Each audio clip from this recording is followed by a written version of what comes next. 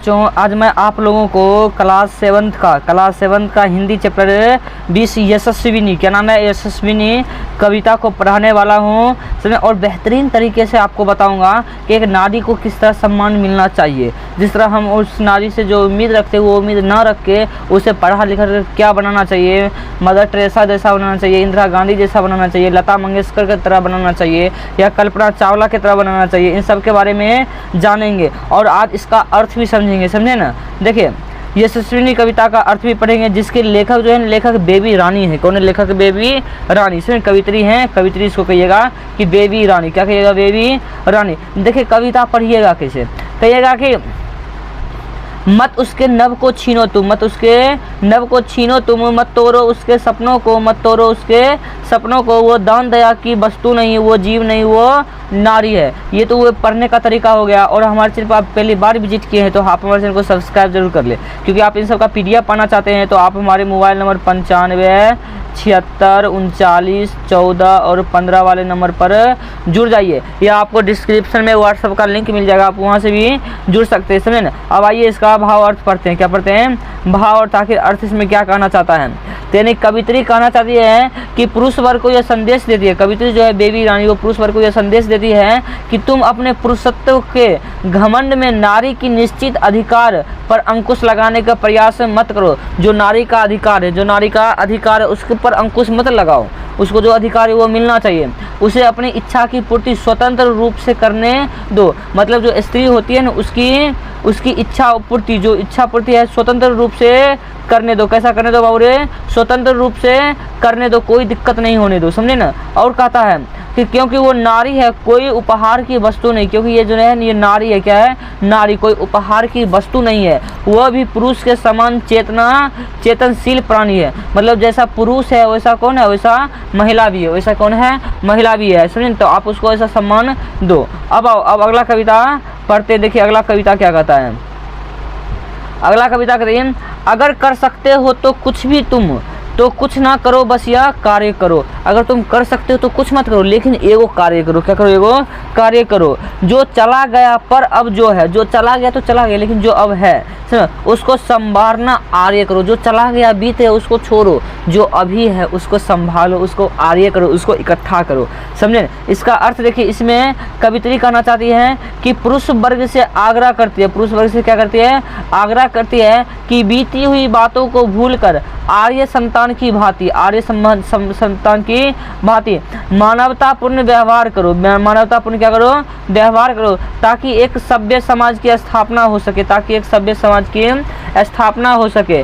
क्योंकि नारी के सम्मान से स्वच्छ समाज का निर्माण होता है। अब देखिए, अगर आप नारी का सम्मान करते हैं तो स्वच्छ समाज का निर्माण होगा। स्वच्छ समाज का निर्माण करना तो हर एक स्त्री का इज्जत आपको करना होगा, समझे। और देखिए कहता, और परिवार, समाज और देश सम्मानित होता है। परिवार भी, देश भी, पूरा विश्व सम्मानित होगा अगर आप नारी का इज्जत करिएगा। वेस्टर्न कल्चर की तरह नहीं, इंडियन कल्चर की तरह आप उसको सम्मान दीजिए। आप उसको क्या दीजिए?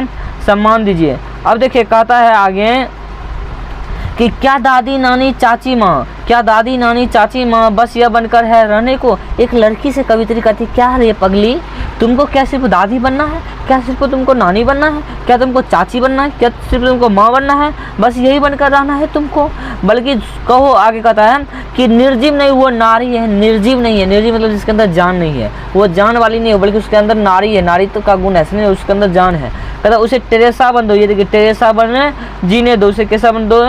टेरेसा बन जीने दो। उसे इंदिरा बन जीने दो। उसे इंदिरा बन जीने दो। यही है मदर टेरेसा और ये है भारत की प्रथम महिला प्रधानमंत्री इंदिरा गांधी। अब देखिए अर्थ में कवित्री कहती है कि ईश्वर से नारी का निर्माण मात्र दादा नानी चाचा नशा माँ बनने के लिए नहीं किया है। मतलब कि ईश्वर ने नारी का सिर्फ यही कि दादा नानी, दादी नानी, चाची माँ बनने के लिए नहीं किया है, समझे। वो तो सजीव प्राणी है। ये क्या है? सजीव प्राणी है। उसे भी ईश्वर ने सोचने समझने की शक्ति दी है। मतलब कि ये जो है सोचने समझने की इनको भी शक्ति दी है।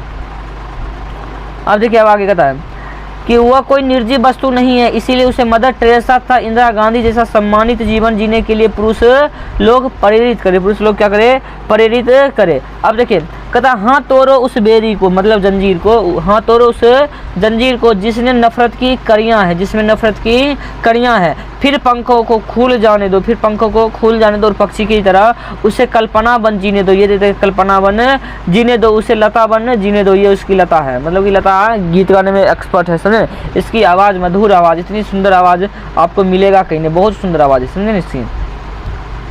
अब देखिए इसका अर्थ देखिए, तेरा अर्थ कवित्री कहती है कि नारी को स्वतंत्र जीवन जीने का अधिकार प्रदान करो। पुरुष पर आश्रित होने के कारण ही नारी को लोग बोझ मानते, नारी को लोग क्या मानते हैं, बोझ मानते हैं और हीन भाव से देखते हैं। हीन मतलब गलत भाव से देखते हैं। इसीलिए नारी को पूर्ण स्वतंत्रता का अधिकार दिया जाए, मतलब नारी को पूर्ण स्वतंत्रता का अधिकार दिया जाए ताकि वो भी कल्पना चावला एवं सुर सामग्री लता मंगेशकर बन नारी समाज और राष्ट्र की गौरवान्वित बना सके। कवित्री नारी पर लगी पाबंदी का विरोध करती है और नारी को स्वतंत्र हिमायत देती है।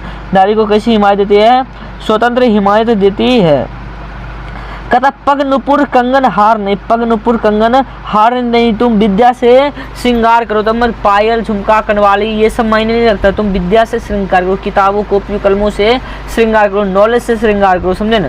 तुम खुद अपना सम्मान करो, तुम अपना खुद सम्मान करो और नारीत्व स्वीकार करो। तू नारीत्व है तो क्या हुआ, तू तेरे जैसा दुनिया में भगवान कोई बना नहीं सकता है, समझे ना। तो आप वैसे बनिए। इसका अर्थ देखिए, कवित्री कहती है कि नारी को भी अपने रूप सौंदर्य से अधिक ज्ञान यानी सौंदर्य, विद्या यानी ज्ञान सौंदर्य पर ध्यान देने की जरूरत है। जबकि नारी अपने को विभिन्न प्रकार से अलंकरणों से सजाती रहेगी तब तक सम्मान मिलना संभव नहीं है। मतलब जब तक मेकअप वेकअप करेगी तब तक सम्मान नहीं मिलेगा लेडीज को, समझे। क्योंकि किसी को गुण से सम्मान मिलता है बल्कि रूप से सम्मान नहीं मिलता। समझने वाली बात है, किसी को गुण से सम्मान मिलता है, रूप से सम्मान नहीं मिलता। भले सुंदर हो, आपके अंदर गुण अच्छा नहीं है तो आपको सम्मान नहीं मिलेगा। इसीलिए नारी को विद्या रूपी धन से श्रृंगार करना चाहिए। नारी को कैसा श्रृंगार करना चाहिए, विद्या रूपी धन से श्रृंगार करना चाहिए। साथ ही सम्मान पाने के लिए नारी में नारीत्व का भाव होना चाहिए। आपका यह चैप्टर यहीं खत्म हुआ।